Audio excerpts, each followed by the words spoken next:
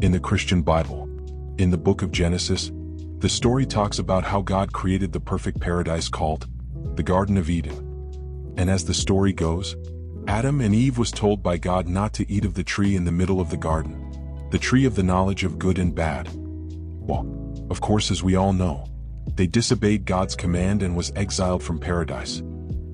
But what if I told you that exile is not what you think it is? What if I told you, in fact, we are still in the Garden of Eden? What if I told you we never physically left? I'm Akashic, the Ancient of Days. Follow along as I reopen your consciousness to the gates of the hidden secret of the Garden of Eden. Now, the one thing you really have to understand if you fully want to comprehend the secret of the Garden of Eden is, creation is finished. Let that really sink in. Because with the revelation that creation is finished comes the realization that creation is perfect. I know that is going to be hard to swallow. However, what we perceive as physical reality is nothing but a veil that mirrors the collective and the individual consciousness depending on the choices we make. And once you let that digest for a minute, then you come to the realization that any reality you are living in, no matter individually or collectively, is absolutely perfect to the choices that you and we have made. To this point, we have collectively chosen to live in a world filled with hate, greed, selfishness, and consumption. So the garden has given us a perfect world filled with hate, greed, selfishness, and consumption. We collectively have chose this, so the garden has no choice to reflect back what our consciousness desires. Whatever your life has been up to this point is perfect in accordance to what you subconsciously have chose. This is a hard pill to accept, but we are totally responsible for our reality, collectively and individually. And because we have fallen out of resonance with the garden, we are choosing blindly. However, anything done can be undone. All we have to do to experience a different perfect reality is to choose. If collectively we shifted our consciousness and chose love, respect, harmony, and charity, then the garden would reflect back the perfect reality of love, respect, harmony, and charity. What we perceive as reality is actually the Garden of Eden. The reason you cannot see it in its total splendor is because after the fall of man we fell out of resonance with Source. This Garden of Eden that we live in is perfect and malleable.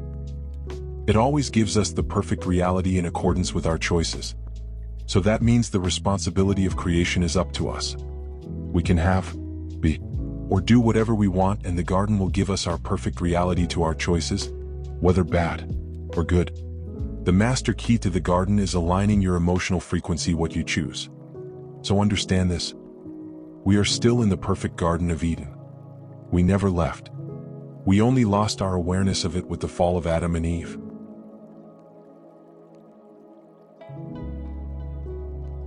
So with this knowledge comes the revelation that we are not creating, we are choosing. We are choosing pre-existing possibilities to experience simply by where we are placing our attention and belief. It is a simple matter of attuning internal frequency to desired reality.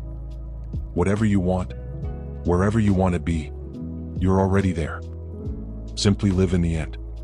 Once you rid your inner self of all contradictions, then you can wholeheartedly embrace the spiritual freedom that comes with knowing creation is finished.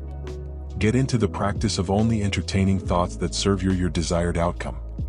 And promptly, ruthlessly, weed out those that do not. You must give total loyalty to the unseen. You don't give reality to the unseen. It is loyalty to the unseen reality that gives it objective manifested. When alignment is achieved, the law of consciousness just works effortlessly.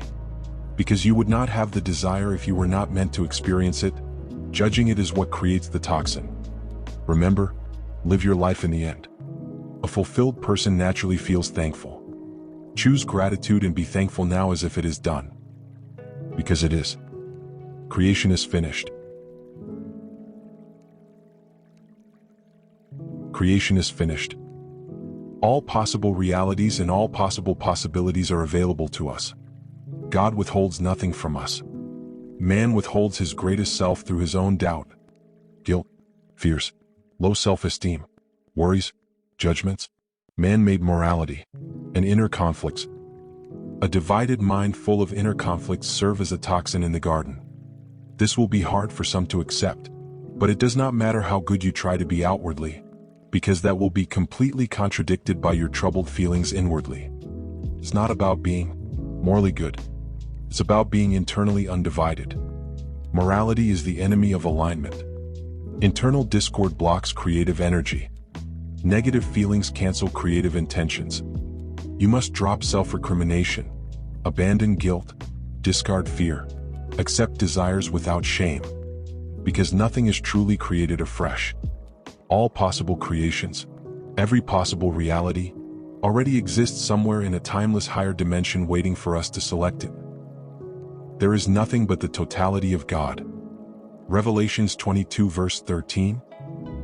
I am the Alpha and the Omega, the beginning and the end, the first and the last.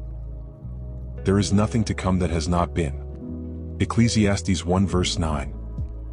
The thing that hath been, it is that which shall be, and that which is done is that which shall be done, and there is no new thing under the sun. Luke 8 verse 17. For nothing is secret, that shall not be made manifest, neither anything hid, that shall not be known and come abroad. This implies every state of reality is already woven into the fabric of everything. We never left the Garden of Eden. We only lost awareness of still being in it. Thanks for watching. We are 1 degree. Our mission is to move the consciousness of mankind 1 degree. If you like this content, please like and subscribe, and leave a comment. For my brother Reedy, I'm Akashic, the Ancient of Days.